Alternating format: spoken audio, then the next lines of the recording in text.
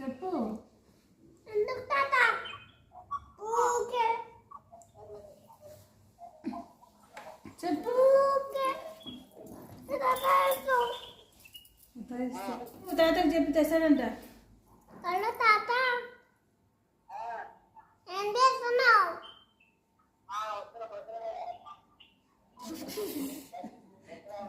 చెప్పు. బస్సులో ఉన్నాడంట, వస్తున్నాడంట. బిగ్గు చాక్లెట్ తెమ్మని. బిగ్గు చాక్లెట్ ఊటగా బిగ్గు చాక్లెట్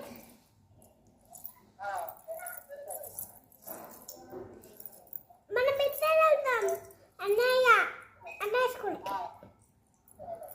సరేనా? హలో తాత